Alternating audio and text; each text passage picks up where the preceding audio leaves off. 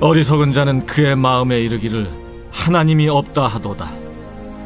그들은 부패하며 가증한 악을 행하며 선을 행하는 자가 없도다.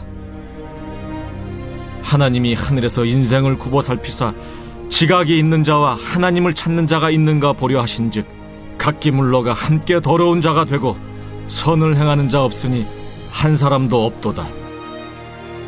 죄악을 행하는 자들은 무지하냐? 그들이 떡 먹듯이 내 백성을 먹으면서 하나님을 부르지 아니하는도다.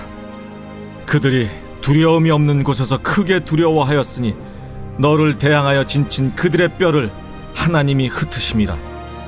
하나님이 그들을 버리셨으므로 내가 그들에게 수치를 당하게 하였도다. 시온에서 이스라엘을 구원하여 줄 자 누구인가?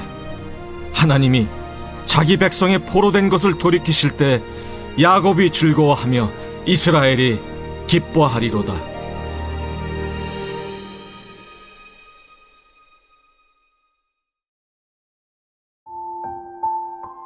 어리석은 사람은 마음속으로 하나님이 없다고 말하고 하나님이 없는 것처럼 살아갑니다. 그들은 세상을 창조하시고 다스리는 분이 하나님이라는 사실을 조금도 인정하지 않습니다.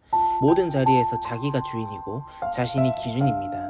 하나님은 하나님을 인정하는 사람을 찾으시지만 아무도 하나님을 찾지 않습니다. 하나님을 두려워하는 사람이 없고 죄다 나쁜 일을 밥 먹듯이 하는 사람뿐입니다.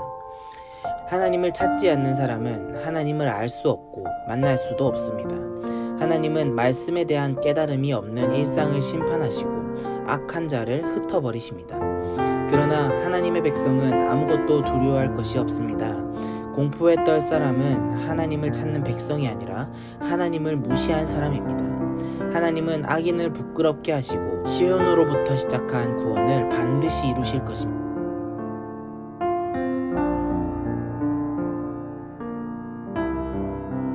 하나님은 온 세상을 지으시고 다스리시는 분입니다. 어리석은 사람은 하나님의 부재를 선포하고 하나님이 없는 것처럼 행동하지만 하나님은 사람의 말에 휘둘리는 분이 아닙니다.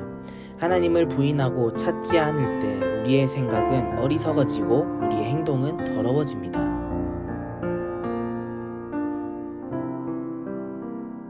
하나님을 믿고 따르는 사람은 세상의 온갖 유혹과 공격을 두려워할 필요가 없습니다.